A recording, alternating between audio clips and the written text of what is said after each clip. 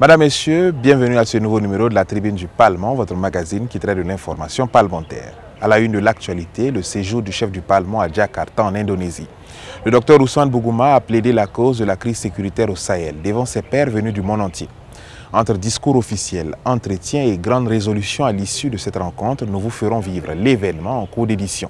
Et puis la sténotypie, une technique d'écriture fascinante, un procédé ultra rapide pour retranscrire la parole en texte en temps réel. Une méthode utilisée lors des séances plénières pour établir un compte-rendu fidèle au sein du Parlement que je vous invite à découvrir dans ce numéro avec notre invitée, Madame Fougueta Sanou des services législatifs. Voilà pour le sommaire. Merci de nous suivre.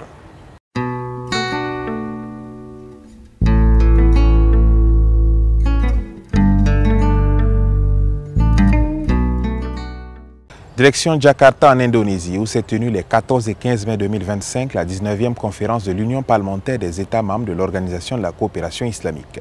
Le président de l'Assemblée législative de transition, le Dr Ousmane Bougouma, et une délégation de parlementaires burkinabés ont pris part aux travaux. L'occasion pour le chef du Parlement d'interpeller ses pairs sur la nécessité de se pencher sur la crise sécuritaire qui frappe le Sahel. Le point de cette importante rencontre avec nos envoyés spéciaux Idrissa Warga et Mireille Carole Tougma. Nul pays n'est à l'abri du terrorisme. Et la lutte contre l'extrémisme devrait donc être une lutte qui concerne tous les pays. À la tribune de l'Union parlementaire des États membres de l'Organisation de la coopération islamique UPCI, le chef du Parlement burkinabé défend la cause du Sahel. Nous sommes à Jakarta, en Indonésie, où se tient la 19e conférence de l'UPCI. Une session marquée par le jubilé d'argent de l'institution autour du thème de la gouvernance éclairée. Mon pays, le Burkina Faso, avec à sa tête le capitaine Ibrahim Traoré, a décidé de faire de la gouvernance éclairée un pilier de sa résilience. C'est pourquoi il a décidé de rompre radicalement avec les anciennes pratiques de gouvernance et d'assumer la lutte en toute souveraineté. À ce sommet de l'UPCI, le président de l'Assemblée législative de transition, le docteur Ousmane Bougouma, conduit une délégation de parlementaires burkinabés. En marge des travaux en plénière, la délégation a également pris part à des sessions parallèles organisées par d'autres organes de l'UPCI. Il s'agit du comité spécialisé des affaires culturelles et juridiques et le dialogue des communautés, des dialogues des civilisations et des religions. De façon plus spécifique, il s'est agi des lieux saints, la protection des lieux saints. L'atelier auquel j'ai participé principalement, c'est l'atelier sur l'économie et l'environnement. Il s'agit pour les États membres de voir dans quelle mesure ils sont à même donc de travailler de façon intégrée à booster l'économie des différents pays et à prendre en charge les questions environnementales de façon commune. J'ai participé à deux conférences, notamment la conférence du comité des femmes parlementaires musulmanes et la conférence du comité des droits de l'homme, de la famille et de la femme. Et il a été décidé qu'il faut que nos paroles soient des actions et que les actions soient des réalités afin de pouvoir soutenir les femmes victimes de violences. C'est sous de bons auspices que s'est ouverte cette 19e conférence en présence du président indonésien. La cérémonie d'ouverture a aussi marqué le passage de témoins à la tête de l'institution. La présidente de la Chambre des représentants d'Indonésie, Dr Puan Maharani, assure désormais la présidence de l'UPCI. En marge de cette 19e conférence de l'UPCI, le président de l'Assemblée législative de transition a eu des audiences avec d'imminentes personnalités de l'Organisation de la coopération islamique. Il s'agit notamment du président du Parlement islamique d'Iran, de la présidente de la Chambre des représentants de la République d'Indonésie, de la vice-présidente du Parlement du Qatar et bien entendu le secrétaire général de l'UPCI. La substance de ces échanges dans ce compte-rendu signé Idrissa Warga et Mireille Carole Tougma. Le président de l'Assemblée législative de transition, Dr Ousmane Bougouma, échange ici avec le secrétaire général de l'UPCI, Mohamed Kouraichi Niass, sur la situation sécuritaire dans le Sahel. Il a plaidé pour l'inscription de cette question à l'agenda de l'organisation.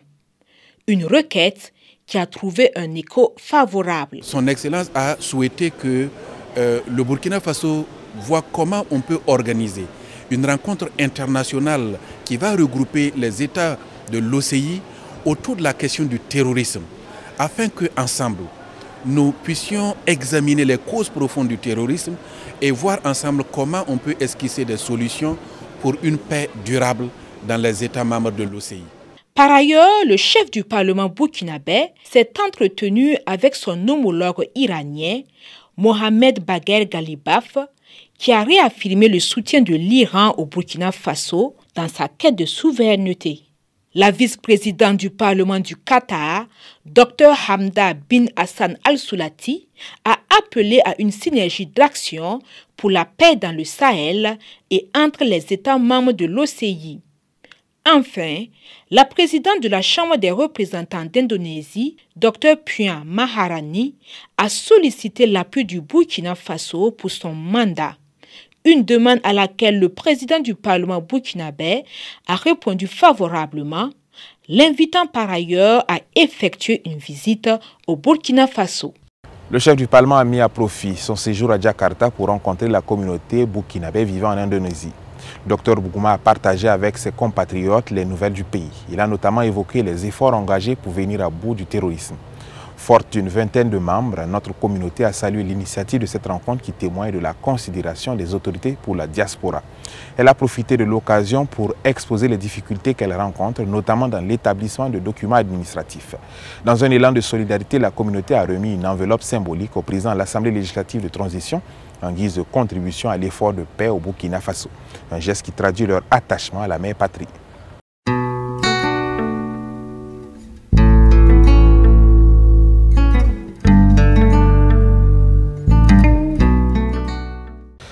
La sténotypie, une technique d'enregistrement de la parole au moyen d'une sténotype, est une pratique mise en œuvre au sein de l'Assemblée législative de transition. Des sténotypistes y exercent une fonction spécifique dont il convient d'examiner la nature et la contribution au bon fonctionnement et à la qualité des services législatifs de l'ALT. Pour en parler, nous recevons Mme Fogueta Sanou des services législatifs. C'est au micro de Gaëla Baro. Pourriez-vous nous définir brièvement ce qu'est la sténotypie et quel est le rôle principal de votre service au sein de l'Assemblée législative de transition? Principalement, le service de la transcription est chargé de l'élaboration des procès-verbaux. Et pour ce faire, nous utilisons une méthode de transcription qui est la sténotypie, qui est basée sur la phonétique, qui permet de prendre rapidement au mot les interventions.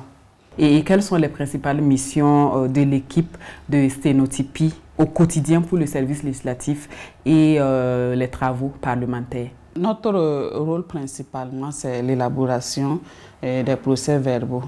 Et pour ce faire, nous avons deux phases de procédure.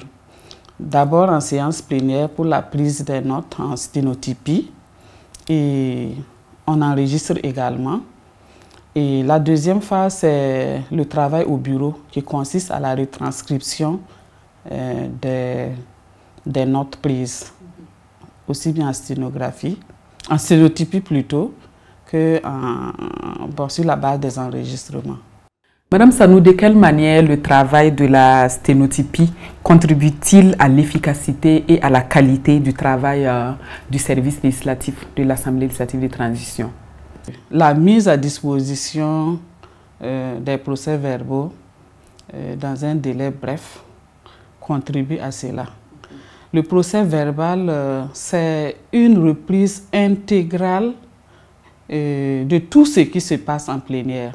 C'est un document qui présente la vie de la séance plénière, de sorte à ce que quelqu'un qui n'a pas assisté à la plénière même, en lisant le procès verbal, c'est comme s'il y était. Donc je pense que la mise à disposition à temps de ce procès verbal contribue à l'efficacité du travail législatif. Et quels sont les défis auxquels votre service est confronté?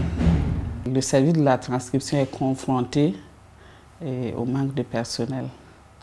C'est un handicap pour la bonne marche du service parce que C'est un service qui devait être étoffé en personnel, surtout dans ce contexte de session permanente. En plus, il y a le matériel qui est devenu vétuste et le cadre de travail qui n'est pas vraiment adapté. Donc, nous évoluons dans ce contexte. Et en même temps, comme solution? Naturellement, c'est renforcer l'équipe en sténotypiste et puis, voilà, renouveler le matériel et penser aussi à relever les niveaux des agents parce que la formation continue est très très importante et indispensable pour suivre l'évolution pour plus d'efficacité.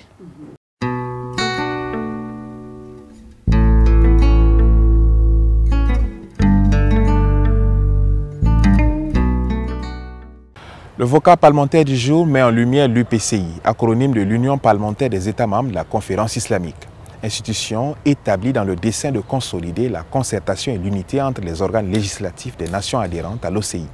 L'UPCI se consacre à l'examen de thématiques fondamentales telles que le développement, la paix et la solidarité islamique. Afin de saisir les modalités de son fonctionnement, nous recueillons l'éclairage de M. Honora Bationo, chargé des relations publiques à l'Assemblée législative de transition. L'Union parlementaire des États membres de l'Organisation de la Conférence islamique, en abrégé UPCI, regroupe de nos jours 54 parlements membres et son siège permanent est à Téhéran, en République islamique d'Iran. Le Parlement du Burkina Faso est membre à part entière de l'UPCI.